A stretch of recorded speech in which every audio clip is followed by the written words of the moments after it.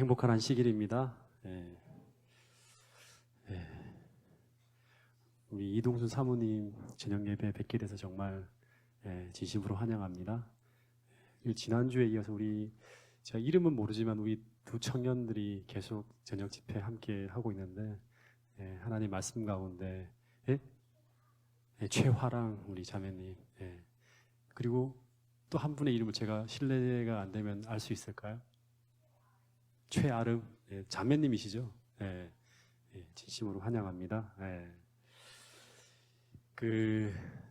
내일이 바로 성만찬 예식이 있는 날입니다. 그래서 여러분 꼭 기억하시고 우리의 성찬을 드는 이 날은 정말 축복의 날입니다. 그래서 우리가 잘 준비된 마음으로 하나님의 이 예수님의 몸된 살과 이 피를 나눈 그 자리가 우리에게 축복이 되기 위해서는 우리가 준비된 마음으로 그 잔을 받고 들게 되면 정말 그동안 하나님과의 모든 관계를 회복하고 우리에게 엄청난 축복을 얻을 수 있는 그런 날입니다. 그래서 여러분 또 방송을 들으시는 분들도 다 준비된 마음으로 오늘 이 안식일을 예비하시고 내일 그 성찬을 들기에 합당한 모습으로 함께 참여하는 시간이 됐으면 좋겠습니다. 아울러 순서를 맡으신 분들도 미리 기도하는 마음으로 그 모든 순서를 준비하면 더 거룩하고 유익한 어떤 그런 시간들로 그 순서가 진행될 거라는 생각이 듭니다.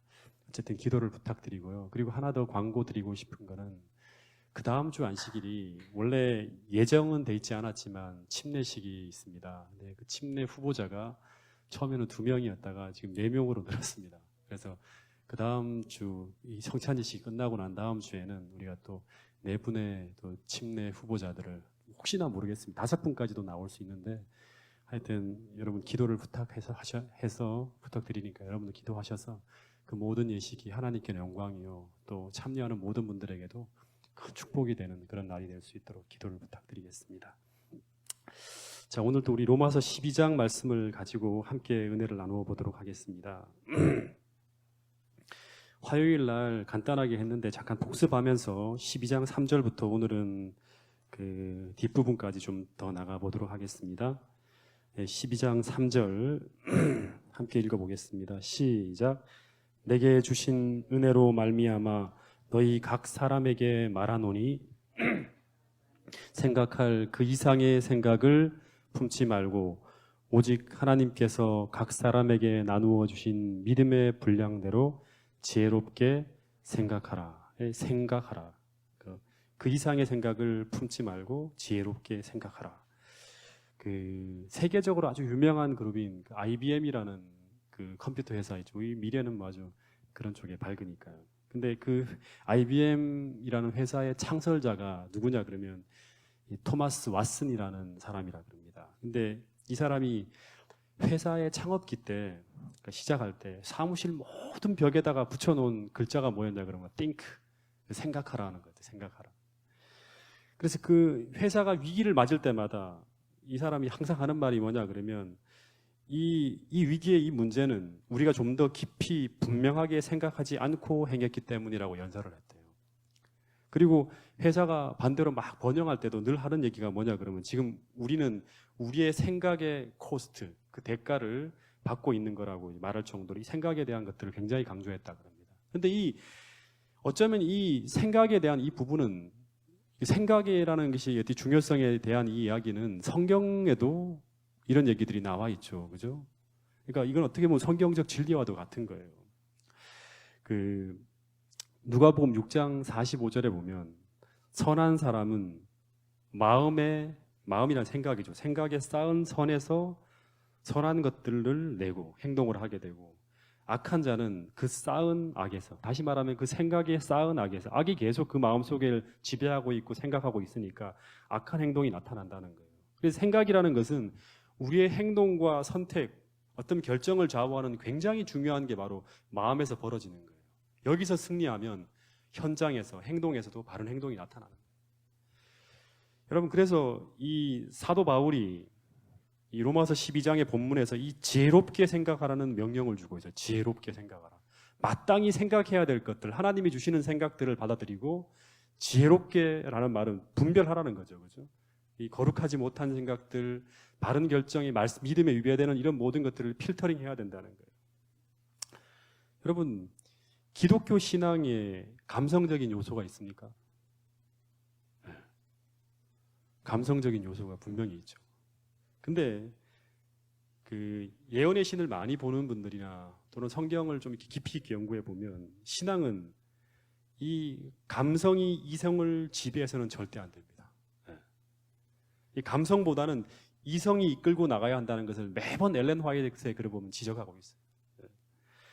만약 이 반대의 현상이 일어나면, 다시 말하면 감성이 이 이성을 딱 마비시켜 버리면 우리는 죄에 빠지기 상당히 쉬워요. 그리고 신앙의 결정을 할 때 아주 위험한 결정이나 그 위험한 선택을 할 수가 있어요. 대부분의 후회할 일들은 이 감성이 이성을 마비시킬 때 벌어집니다. 그래서 마땅히 생각해야 될 것들이 항상 내 생각을 지배하고 있고, 늘 하나님의 뜻 가운데서 이게 우리의 생각이 이렇게 필터링되는, 지혜롭게 생각할 수 있는 그러한 이 영적 구조를 가지고 있는 사람은 정말 신앙에 있어서 언제나 바른 길을 가고 하나님을 위해서 일할 수 있는 그런 선택을 할 수 있는 사람이 될 수 있다는 거예요.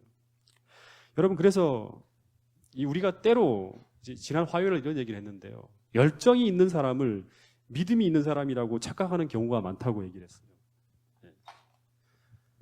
신앙에 열정이 계속 있어야 돼요. 이 강조되는 거예요. 이 단어는.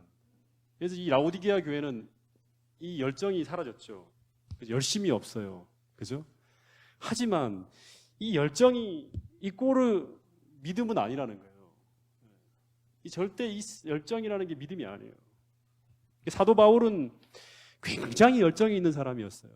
그죠? 왜냐 그러면 이 사람은 그 하나님께 예수님을 만나고 난 다음에 그 주체할 수 없는 그러한 열정을 가지고 그 선교여행을 떠나면서 유럽과 아시아 일대 전체를 다 복음화시키는 굉장한 어떤 일을 짧은 기간 안에 한 사람이에요. 근데 사도 바울이 정말 열정이 넘치는 사람이었지만 그는 늘 이 열정이 이끄는 대로 따라가지 않아요. 지난번에 얘기했죠. 사도행전에 보면 이 사람은 정말 에베소로 가고 싶었지만 성령이 막아요. 나는 정말 에베소 교회 가서 아시아에서 복음을 전하고 싶었지만 글로 가지 말라. 그래서 마게도니아의 부르짖음을 듣고 자기가 열정이 이끄는 대로 그 선택하지 않고 어디로 갑니까? 자기가 정말 원하지 않지만 믿음이 이끄는 대로 유럽으로, 빌립보로 해서 직행을 하는 걸 볼 수 있어요. 그러니까 늘 하나님이 주시는 그분의 뜻과 의지를 따라서 사도 바울은 믿음으로 그 열정의 방향을 바꿀 줄 아는 사람이었다고 해서 그 이야기를 간증으로 담은 게 바로 이 글이에요. 내 믿음의 분량과 한계를 알고 언제나 믿음이 이끄는 대로 가야지 열정과 감정이 이끄는 대로 가서는 안 된다는 거예요. 항상 이 생각이 하나님이 주시는 그 생각 하에서 지배를 받아야 되는 거예요.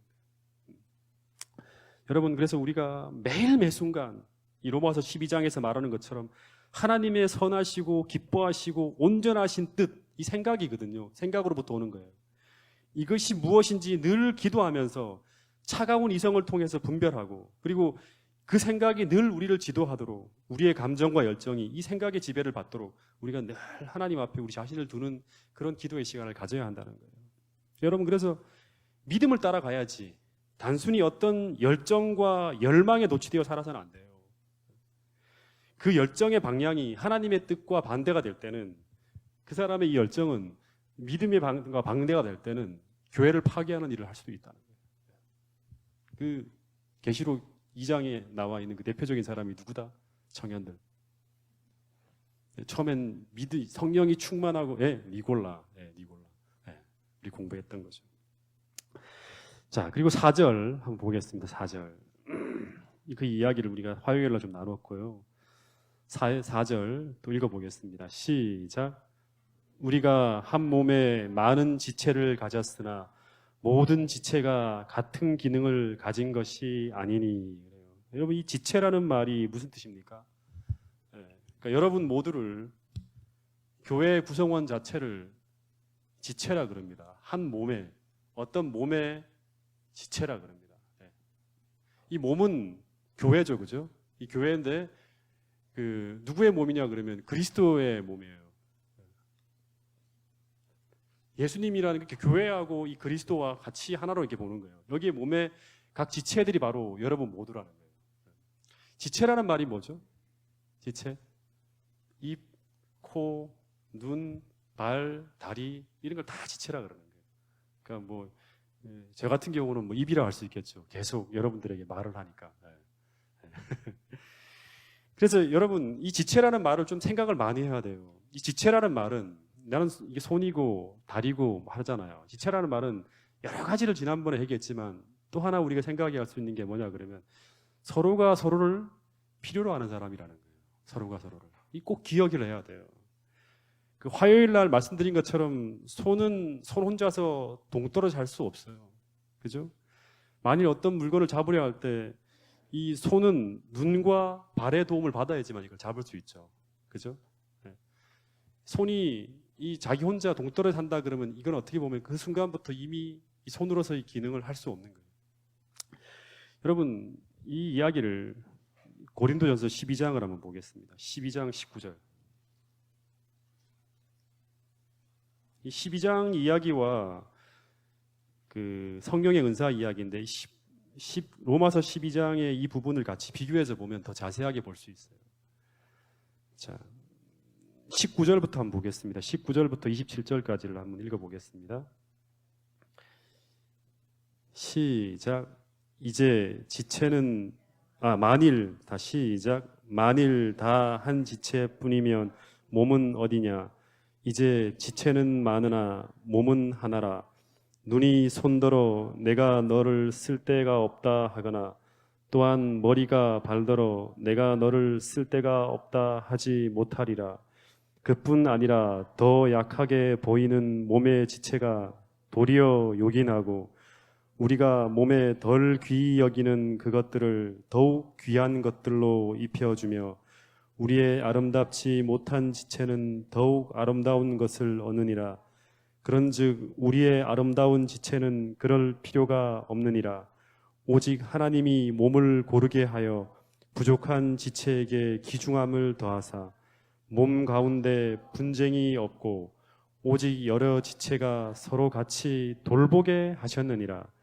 만일 한 지체가 고통을 받으면 모든 지체가 함께 고통을 받고 한 지체가 영광을 얻으면 모든 지체가 함께 즐거워하느니라. 너희는 그리스도의 몸이요 지체의 각 부분이라. 여기 보면 서로가 도와줘야 돼요. 안 아프게 도와줘야 되고 한 지체가 고통을 받으면 같이 아파할 수 있는 이런 어떤 그런 완벽한 몸의 지체로 그리스도 안에서 한 지체가 다 형성이 될 때 그 교회는 정말 영광스러운 교회가 되는 거예요. 여러분 그래서 교회에서 말하는 성서에서 말하는 교만한 사람을 한마디로 정의하면 어떤 사람이냐 그러면 그 사람은 첫 번째는 하나님을 필요로 하지 않고 이 교만한 사람이라는 건 하나님과 끊어진 거예요.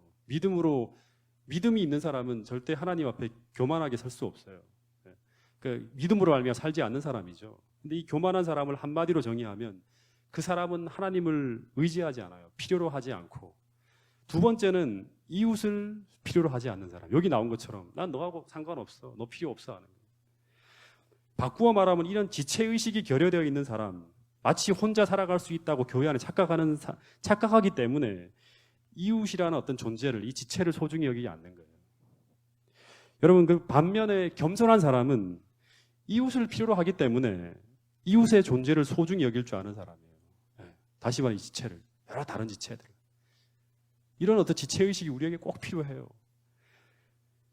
근데 다시 로마서 12장으로 돌아가 보세요. 4절, 6절에 보면 아주 중요한 단어가 나오는데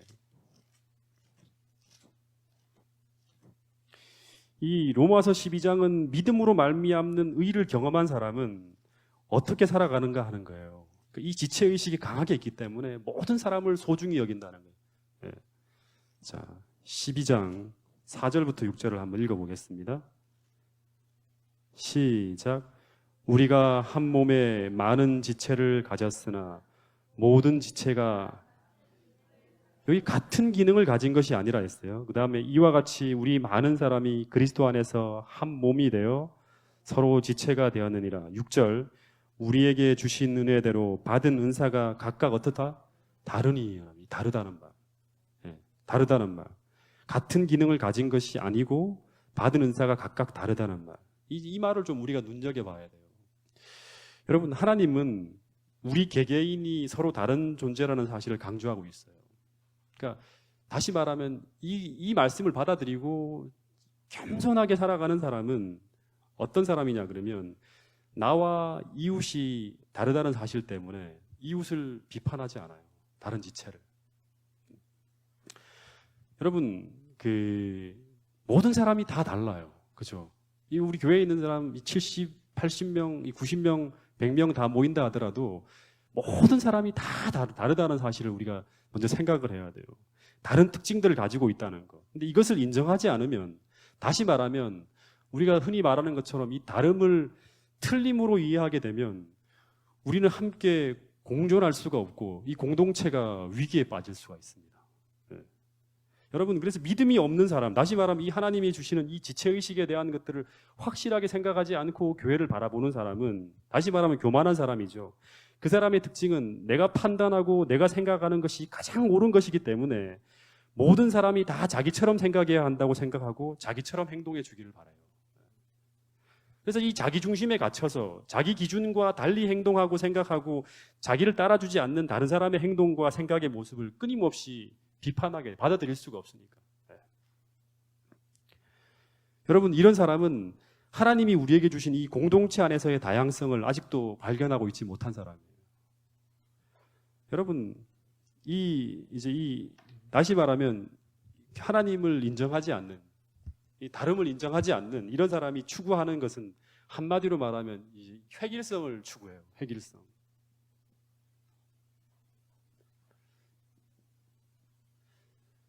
그 획일성이라는 건 뭐냐 그러면 모든 사람이 공산주의와 똑같아요. 이 다양하게 움직이면 안 되고 모든 개성을 다 무시하고 한 방향으로 다 움직여야 되는 거예요. 여러분, 이 교회는 일치성이 있어야 되거든요. 통일성과, 그러니까 공동의 목표를 향해서. 근데 이 일치성과 획일성은 다른 거예요. 일치성과 획일성이랑은 달라요. 어떻게 다를까요? 이 두 가지가. 이 일치라는 말은 성경적 개념이지만 이 획일이라는 말은 성경적 개념이 아니에요. 여러분, 이제 에베소서라든가 이를 보면 교회의 영광은 다양한 개성과 다양한 은사, 그리고 다양한 직분을 가진 사람들이 모여서 우리들의 다름에도 불구하고 여전히 일치된 하나의 목적을 추구하는 그 속에서 하나님의 영광이 드러나는 거예요. 네. 아시겠습니까? 네. 그래서 이 사실을 깨닫지 못한 사람들은 늘 획일적으로 사고하고 획일적으로 행동해요.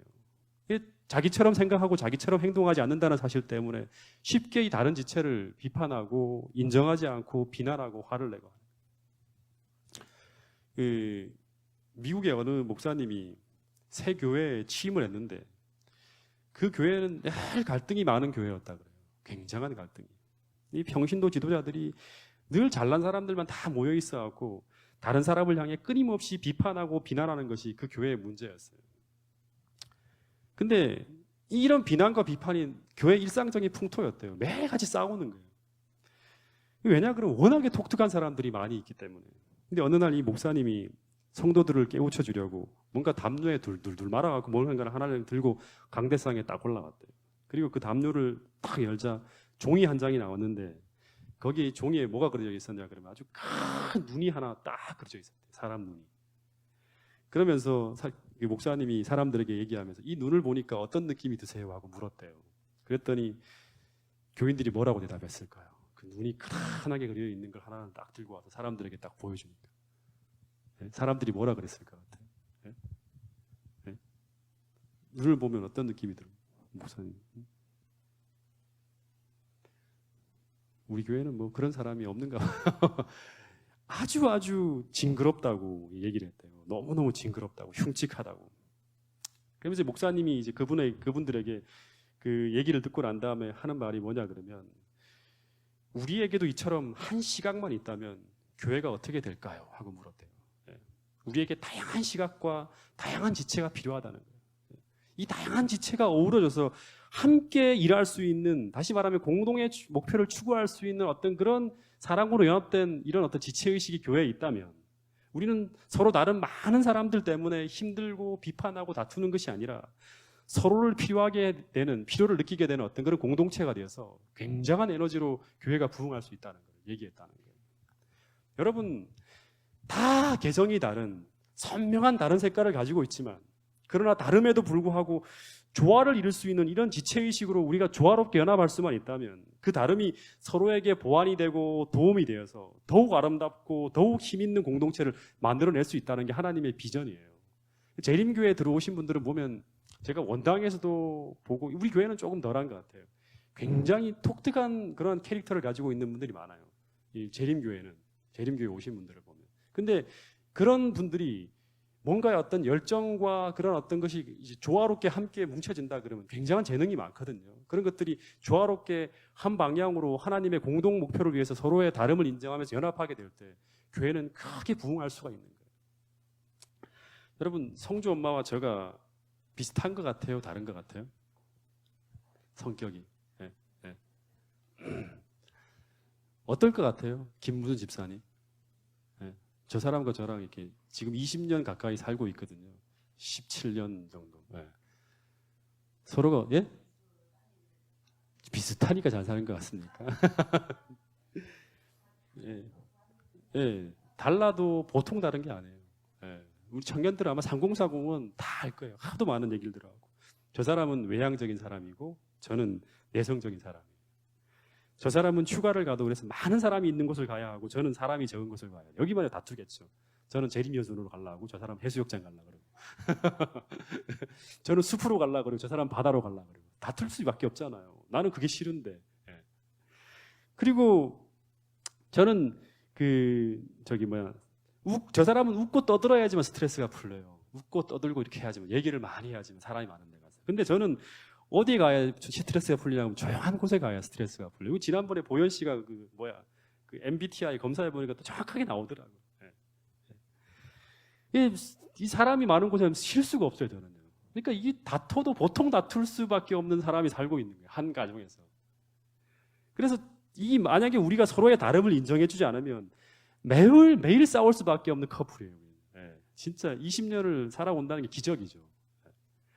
근데 저희가 행복하고 조화롭게 살 수 있는 것은, 하는 것은 제일 중요한 게 사랑으로요. 사랑으로. 서로의 다름을, 사랑이 있어야지만 서로의 다름을 틀림으로 보지 않을 수 있어요. 사랑을 가지고 서로 다름을 틀림으로 보지 않고 그 차이를 인정해 줄 때 두 사람의 차이가, 서로 다름이 서로에게 보완이 되어서 서로의 단점과 결점을 보완해 주면서 더 깊은 연합을 이룰 수 있게 만들어주는 거예요. 이게 하나님이 이 결혼이라는 제도, 그 다음에 이 교회라는 공동체를 통해서 이루려고 하는 하나님의 목표예요. 이 교회는 예수님과 서로 결혼한 것과 똑같아요. 그러니까 두 사람이 부부관계가 이렇게 서로 어떤 다른 사람이 모여서 한 몸을 이루어서 연합해서 이렇게 완전한 어떤 그런 이 공동체를 이루어가는 것처럼 교회도 똑같은 거예요. 여러분, 그래서 우리 두 사람이 목회를 하면서요, 지금은 함께 현장에 뛰어들잖아요. 서로가 다르기 때문에 그 다름이 상호 보완이 되어서 얼마나 서로에게 유익한지 몰라요. 여러분, 교회라는 그렇게 일을 하는 거예요. 여러분 무지개는 7색깔이잖아요. 다 색깔이 다르잖아요. 근데 다르기 때문에 아름다운 거예요. 똑같은 사람만 교회에서 모여 있으면 다 로봇이지 뭐, 이게 뭐가 재미있는 일이 벌어지겠어요. 다 다양한 색깔을 내는 개성 있는 사람들이 다름이 서로 공존하게 될 때 진짜 아름다운 빛깔을 낼 수 있는 게 바로 교회라는 거라는 거예요. 여러분, 그 뒤에 얘기를 보면 이런 어떤 지체가 서로 다른 기능을 수행하기 위해서 하나님이 다양한 은사를 주셨어요. 서로 다른, 같은 인사가 아니라 다양하게 보완하기, 이 사람은 뭐를 잘하고 이 사람은 뭐를 잘하고 이 사람은 뭐를 잘하고 할 수 있게끔. 그래서 우리가 이 그리스도인의 가장 중요한 과제는 지체잖아요. 지체. 이 지체는 절대 놀면 안 돼요. 제가 기부스를 하고 옛날에 팔이 부러졌을 때 한 3개월 동안 이렇게 움직이지 않고 있으니까 기부스를 풀었을 때 어떻게 됐냐 그러면 이 팔이 되게 가늘어지고 근육이 다 사라지고 이 인대나 이렇게 굳어갖고 펴지지가 않는 거예요. 이 몸은 움직이지 않고 계속 놀게 될 때, 방치하게 쓰지 않을 때 결국 병약해지고 병드는 거예요. 그러니까 그리스도인은 절대 이 지체의식이라는 건 뭐냐 그러면 그리스도 안에서 몸된 한 지체로서 자기가 해야 될, 하나님이 우리에게 주신 그 은사를 받아서 내게 주신 이 은사를 가지고 봉사할 수 있는 자신의 사역의 자리를 발견해야 돼요. 그리고 교회에서 내가 서야 할 자리를 발견한 사람, 그리고 거기서 하나님께서 내게 그 일을 맡겨주셨다는 확신 속에서 그 일을 하고 있는 사람이 교회에서 가장 행복한 사람이에요. 여러분, 그래서 이 교회에서 정말 다양한 사람이 이 다양한 은사를 가지고 모이는데, 그런데 이 모든 교회 구성원들이 이런 지체에 대한 다양한 은사를 인식하고 그 그리고 그 차이와 다름 속에서 충돌하지 않고 서로 어우러져서 아름다운 가정과 아름다운 교회와 아름다운 공동체를 만들기 위해서 가장 필요한 게 뭐냐 그러면 이런 지체들이 다 다르잖아요. 그래서 이 고린도전서 12장에 보면 이런 은사에 대한 이야기가 쭉 끝난 다음에 이런 다양한 다른 은사들을 하나님이 주셨는데 이런 다양한 지체들이 한 몸으로 어우러져서 하나의 공동체를 이루기 위해서 가장 중요한 게 바로 이 은사다 하면서 모든 사람들은 이 은사를 사모해야 된다고 얘기하는 게 있어요. 그게 바로 뭐다? 이런 뭐 예언의 은사, 그다음에 무슨 은사, 교사로서의 은사 이런 것보다 모든 사람들이 가장 사모해야 될 가장 중요한 은사가 있다. 그 은사가 바로 뭐다? 네, 사랑이라는 거예요. 그래서 이 최고의 은사가 12장 다음에 나오는 13장 사랑이라는 은사예요. 사랑이라는 은사. 여러분, 그래서 이 교회에 이 사랑이라는 은사가 부족해지고 사라지면 아무리 대단한 은사와 재능과 능력을 가진 분들이 많이 몰려온다 하더라도 고린도전서 13장에 보면 그것이 아무 유익이 없다고 합니다. 사랑이 부족해지면. 왜냐하면 서로 다른 사람들이 모여서 연합을 해야 공동의 비전과 목표를 이루면서 하나님께 영광을 돌리는 열매를 맺을 수 있는데 이 사랑이라는 은사가 성도 개개인과 교회에서 현저히 부족하다는 게 드러나게 되면 결국 그 교회는 조화롭게 갈 수가 없습니다. 여러분, 그래서 이 13장에 보면 이 사랑이 없다면 그 사람이 심지어 천사의 말을 하는 입의 은사를 가지고 있다고 해도 굉장한 설교를 하는 훌륭한 설교를 하는 그런 달란트를 가진 사람이 있다 하더라도 심지어 내 몸을 내어주는 이 봉사의 열정이 있고 굉장한 열정을 가지고 봉사하는 사람이 있다고 하더라도 또 산을 옮길 만한 믿음이 있다고 해도 이 사랑이 없으면 절대 그 재능은 그 믿음은 그 은사는 절대 교회에 유익을 끼칠 수 없다고 하는 거예요. 참 중요한 진리예요. 가정에도 그렇죠, 그죠? 어떤 공동체도 마찬가지예요. 여러분, 그래서 교회 그리고 성도에게 다른 은사보다 가장 중요하고 가장 필요하고 가장 기초가 되는 은사가 바로 사랑이라는 은사예요. 그 사랑이 무엇인가에 대해서 이제 9절부터 좀 나옵니다. 로마서 12장 9절 다시 한번 보겠습니다. 돌아와서 12장 9절부터 13절까지를 읽어보겠습니다. 시작. 사랑에는 거짓이 없나니 악을 미워하고 선에 속하라. 형제를 사랑하여 서로 우애하고 존경하기를 서로 먼저 하며 부지런하여 게으르지 말고 열심을 품고 주를 섬기라. 소망 중에 즐거워하며 환난 중에 참으며 기도에 항상 힘쓰며 성도들의 쓸 것을 공급하며 손 대접하기를 힘쓰라. 이 이야기부터 계속 마지막까지 이어가는 이야기가 다 사랑에 대한 이야기. 이 고린도서 13장의 얘기가 다 일치가 돼요. 여러분, 그 교회에 필요하고 성도들에게 필요한 사랑은 12장 9절에 나온 이런 사랑이라 그래요. 그 사랑의 첫 번째 진실한 사랑은 어떤 사랑이다? 자, 얘기해 보세요. 사랑은 어떤 사랑이다? 사랑은 첫 번째 뭐가 없다? 거짓이 없다. 네. 거짓이 없다. 이 거짓이라는 단어를 원어를 보면 위선이라는 것으로 번역될 수 있는 단어예요. 위선. 네. 위선. 그 아누포크리토스라는 단어를 쓰는데 이거는 이 거짓이라는 단어는 위선이라는 말과 같은 거예요. 그러니까 이 위선이라는 게 뭐입니까? 이 사랑이라는 건 다시 말하면 하늘로부터 온 참 사랑은 악을 포장하고 가리는 위선과는 다른다는 거예요. 그 위선은 제일 중요한 위선의 특징은 뭐냐 그러면 일관성이 없는 거예요. 일관성. 참된 사랑은 일회용 연극이 아니라 어떻게 보면 계속적으로는 꾸준하게 같은 행동이 반복되어지는 일관성이 있는 어떤 그런 모습이 바로 원칙 있는 모습이 사랑이라는 거예요. 이 일관성이라는 말이 참 중요한데 우리는 한두 번 누구를 사랑하는 척 할 수 있죠. 네. 한두 번 사랑하는 척 하다가 자꾸 우리가 기대하는 어떤 성취의 보람이나 대가가 돌아오지 않을 때 우리는 지쳐서 포기하거나 중단할 수가 있어요. 근데 그런 사랑은 사랑이 아니라 그럽니다. 네. 아가페적인 사랑이 아니에요.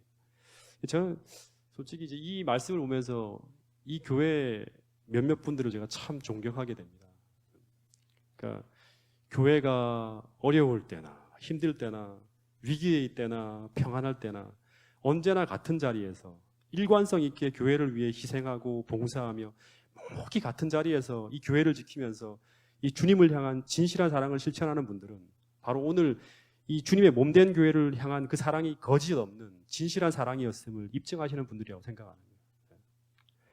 여러분, 그래서 사랑이라는 거는 고린도전서 13장에 보면 첫 번째 특징이 뭐예요?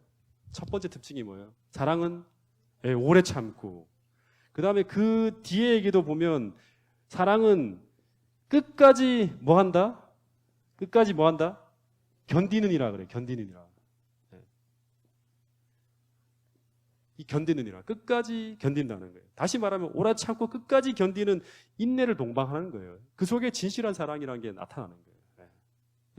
조금 힘들거나 해서 이 마음이 바뀌거나 그 행동이 끊어지거나 이렇게 되면 그 사랑은 진실한 사랑이 아니에요. 참된 사랑이에요. 여러분, 그리고 두 번째, 사랑은 악을 미워한다 그래요. 악을 미워한다. 이게 참 중요한데, 진실한 사랑의 특징이에요. 이게 13장의 이야기하고 거의 비슷하게 나가요.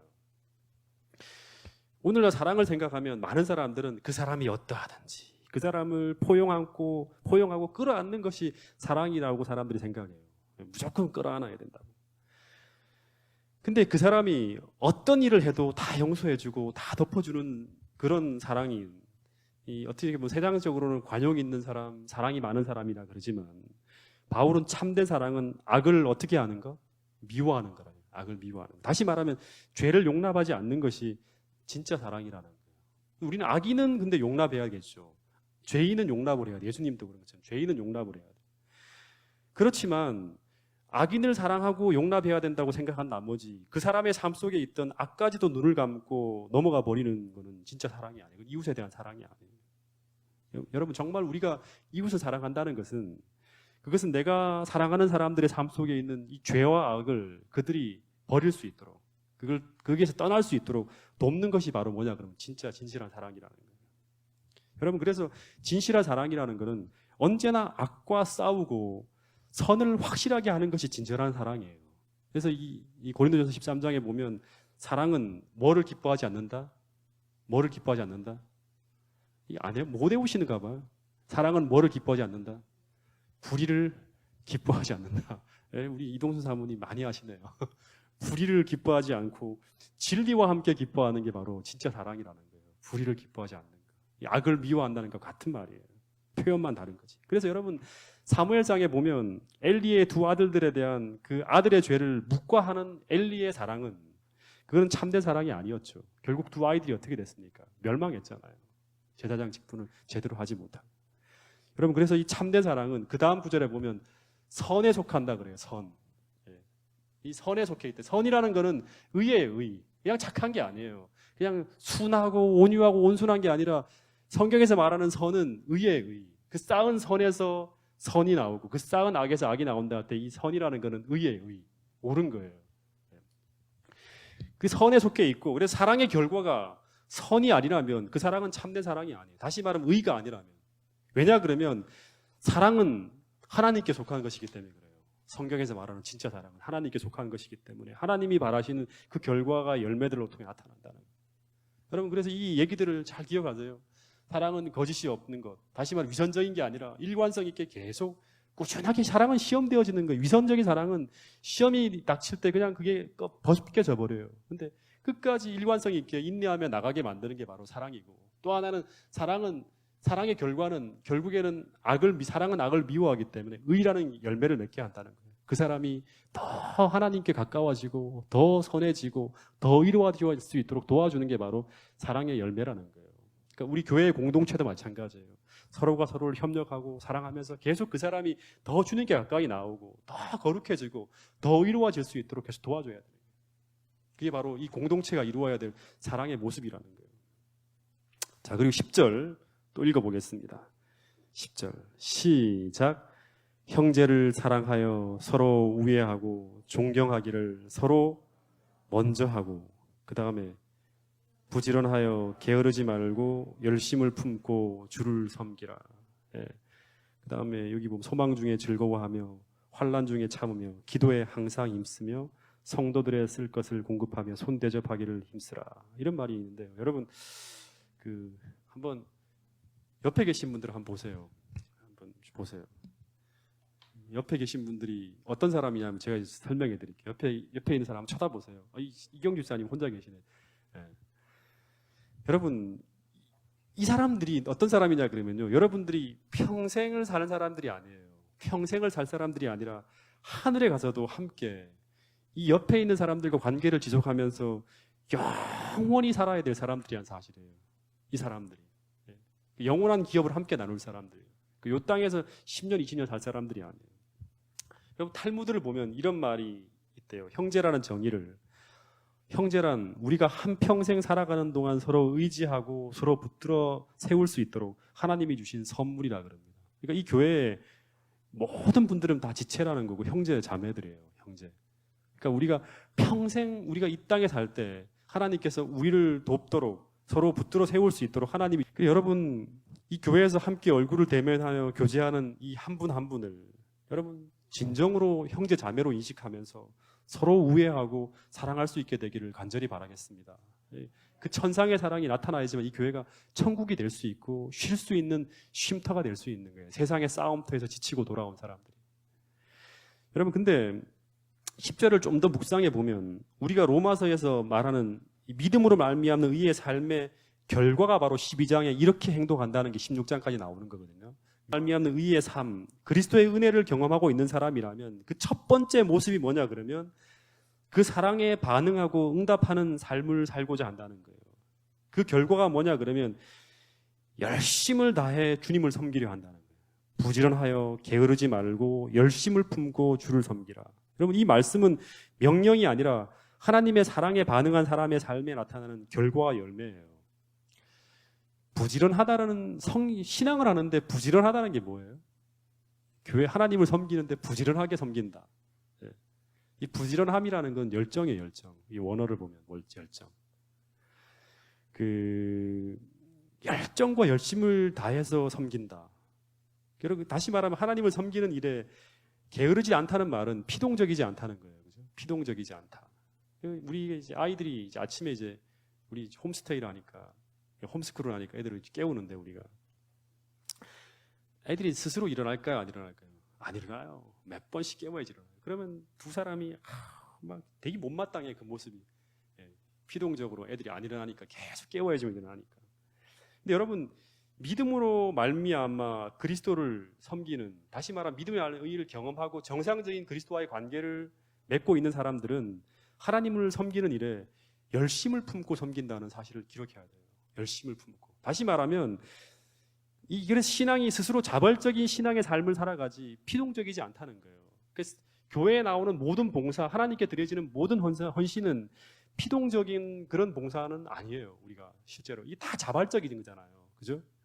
그래서 아직도 우리 신앙생활에 이런 에너지가 없다면, 이 피동적인 뭔가 어떤 그런 것으로 우리가 반응하고 있다면, 그것은 여러분, 이런 에너지를 가지고 움직여야 우리가 정상적인 신앙생활을 하고 있는 증거라는 거예요. 자발적이어야지 행복한 거예요. 신앙생활이 행복한 거예요. 근데 이게 자발적이지 못하면, 다시 말하면 이런 에너지가 없으면 열심을 품고 주를 섬기고자 하는 이 주님의 큰 사랑이 우리에게 경험되어지고 있지 못하다 그러면 우리의 신앙생활은 아직 그 행복, 신앙이 주는 그 행복의 경험들을 못하고 있다는 거예요. 그리고 두 번째는 뭐냐 그러면 이 영원하신 하나님의 사랑에 붙들림 받은 사람은, 이건 이제 이런 얘기들은 전부 믿음으로 하면 의의를 경험한 사람은 이렇게 다 정의하면 돼요. 로마서의 이야기는. 그런 사람들은, 다시 말해 열심을 다해 하나님을 섬기는 사람은 반드시 그 이웃을 열심을 다해 사랑한다는 거예요. 열심을 다해서.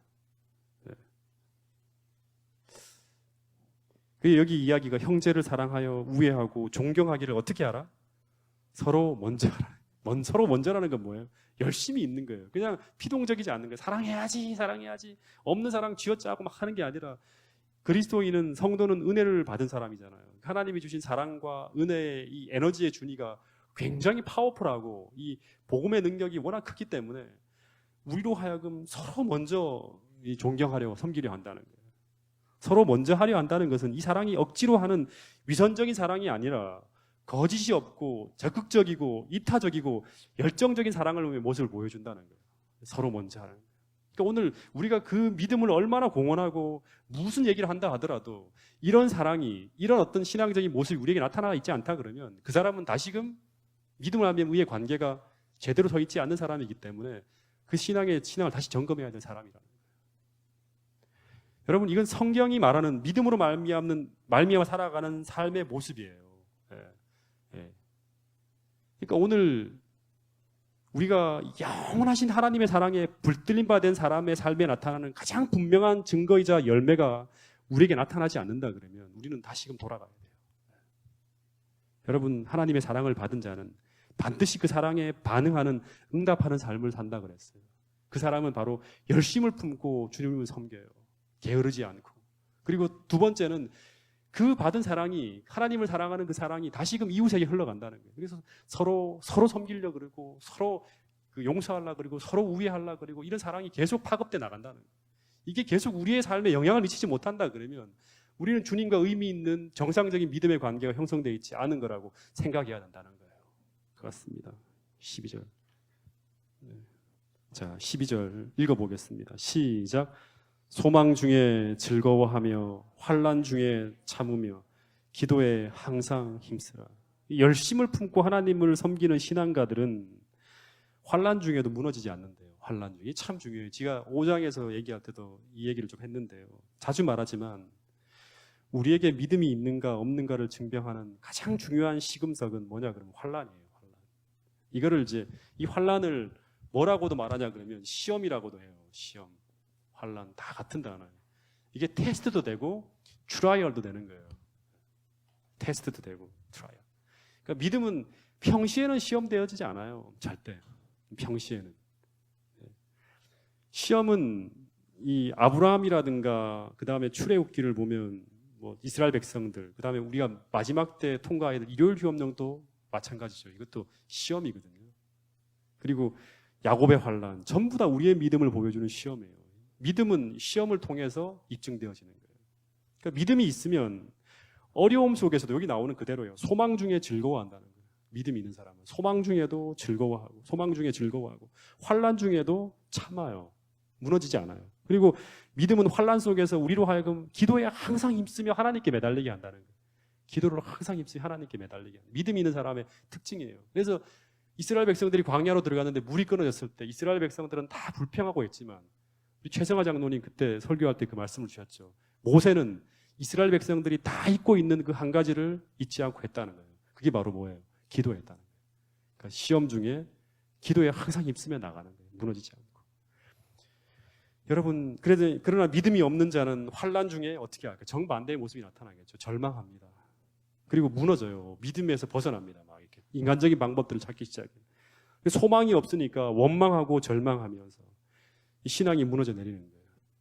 여러분, 오늘 우리는 교회에 다니는 자에 그치는 것이 아니라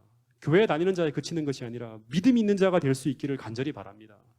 믿음을 알면 의의 이 축복들이 여러분들에게 다 의미 있게 연결되어져 갖고 여러분들의 신앙에 오늘 이 로마서 12장에 나와 있는 이 행동 하나하나가 여러분이 어려움을 당할 때 시험 중에서 다 나타나서 여러분이 믿음으로 말미암아 살고 있다는 것을 증명할 수 있는 그런 여러분과 저가 될 수 있기를 간절히 바라겠습니다. 어려움과 환난 속에서도 소망 중에 즐거워하고 어려움을 참아내는 은혜를 경험하고 날마다 기도로 하나님께 매달리는 그런 믿음의 사람이 꼭 될 수 있기를 간절히 바라겠습니다. 13절 요거 한 절만 하고 좀 마치겠습니다. 이 보면 성도들의 쓸 것을 공급하고 손 대접하기를 힘쓰라. 근데 여러분, 사랑은 입으로만 하는 것이 아니라 구체적이어야 한다 그럽니다. 말로만 사랑하는 것이 아니라 실제로 궁핍하고 어려운 성도들의 쓸 것을 공급하며 손 대접하기를 그냥 하는 정도가 아니라 힘쓰는 그런 사람이 되라. 그럼 이게 믿음을 하면 의의 롤 모델이 누구죠? 아브라함이죠. 아브라함이 어떻게 했습니까? 손님 대접하기를 힘썼죠. 그 다음에 그의 신앙을 그대로 물려받은 롯도 손님 대접하기를 힘썼어요. 그래서 이 소돔과 고모라가 멸망할 때 그거로 말미암아 하나님이 그 사람이 믿음이 있는 사람들이라는 것을 테스트해서 통과해서 결국엔 롯은 살아남는 거예요. 여러분, 제가 이 동작중앙교회를 이제 4년째 목회를 하는데 이 교회가 손 대접하는 것을 그냥 하는 정도가 아니라 아주 힘쓰고 있는 교회임을 제가 아주 분명하게 좀 계속 목격합니다. 그리고 진짜 여기 보면 여기 나오는 것처럼 성도들의 사랑이 굉장히 커요. 이 교회가. 이 빈말이 아니라 그냥 하는 얘기가 아니라 진짜예요. 제가 지난주가 아니라 이번 주에 우리 형수님을 모시고 아산병원에서 오전 7시에 8시 10분에 마지막 전체 검사를 한다 그래갖고 이제 검사 받으러 이제 일찍 아침도 안 먹고 이제 나갔어요. 그래서 한 11시 정도까지 검사를 마치고 이제 형수가 수술 받고 난 다음에 요양할 곳을 제가 계속 이 수동에 이제 얘기를 하니까 한번 가보자 그래서 수동 요양병원까지 계획 없이 갔어요. 아침에 나온 그대로 들렸다가 돌아오는 길에 이제 형수가 침례를 받겠다는 이제 마음의 확신을 하는데 이제 그 결정을 거의 끝났는데 이제 형이 계속 반드시 당신 침례 받아야 된다고 이번에 뭐 9월 7일 날 침례 받는다는 게 있으니까 당신도 꼭 받으라고 얘기 막 하니까 형수가 하는 말이 내가 교회는 몇 번 오긴 왔지만 교인들을 하나도 모르는데 침례를 받고 이렇게 하는 게 되게 부담스럽다고 하면서 얘기를 막 하는 거예요. 그래서 그러면 돌아오는 길에 이제 수동이잖아요. 이 장로님 댁이 이제 호평에 있잖아요. 그래서 수석 장로님이 이주영 장로님한테 만나서 허락 받으면 된다고 거기 가서 같이 한번 잠깐 들렸다 가자 하면서 돌아오는 길에 예고도 없이 이제 이 장로님 댁 간다고 이제 전화를 했어요. 근데 이 장로님이 이제 10분도 안 돼 도착하는 그 상황이라고 이제 잠깐 들렸더니 처음에는 과일 정도만 깎아 먹고 나오려는데 정말 과할 정도로 우리 형수님 내외에게 아주 친밀하게 장로님의 사랑, 그 다음에 집사님의 사랑을 격없이 주는 사랑을 받고 이 두 사람이 아주 감동이 돼버린 거예요. 정말 하나님 믿는 사람들이 이렇게 사는구나 하면서 형님 내외에게는 이 장로님 가정이 너무 낯선 사람이잖아요. 별로 본 적도 없고 그런 사람이지만 집사님과 장로님은 전혀 낯선 사람이 아니라 내 형제처럼 형님 내외를 대해주는 거예요. 손 대접하기를 어떻게 알아? 힘쓰라 그랬잖아요. 여기 완전히 감동이 확 돼버린 거예요. 두 사람. 여러분 이런 모습은 제가 볼 때는 이 장로님 가정뿐 아니라 동작중앙교회 모든 가정이 다 이런 비슷한 분위기예요. 제가 들릴 때마다 전부 다 가정. 여러분 근데 이런 전통이 정말 다른 교회는 정말 없어요. 솔직히 이 동작중앙교회만큼 이렇게 사랑이 있는 이 넘치는 가정들이 그렇게 다른 전부 다 요즘에 서울에 있는 교회들의 모습이 다 뭐냐 그러면 방문이 좀 힘들고 그 다음에 이런 서로의 개인주의가 팽배해져가는 그런 세태예요. 낯선 사람이 들어오는 건 상당히 부담스러워요. 여러분 근데 이런 전통이 이 로마서 12장에 나오는 이런 분위기가 세상이 더 삭막해져 가더라도 절대로 이 교회만큼은 식어지지 않고 더 진하고 더 뜨거운 사랑으로 교회에 불타올라서 이 교회가 정말 믿음으로 말미암아 사는 교회임을 하나님의 은혜를 풍성하게 받는 교회임을 온 세상에 증거하는 그런 아름다운 교회가 이 동작중앙교회가 될 수 있기를 간절히 바라겠습니다. 그래서 이 형제 우애의 사랑이 우리에게만 머무는 것이 아니라 정말 세상을 향해서 심지어 이걸 넘어갔고 이 지경을 넘어서 많은 사람들에게까지 전파되어지는 그런 아름다운 교회가 또 여러분들이 그런 성도님이 될 수 있기를 간절히 바라면서 오늘 말씀을 줄이도록 하겠습니다.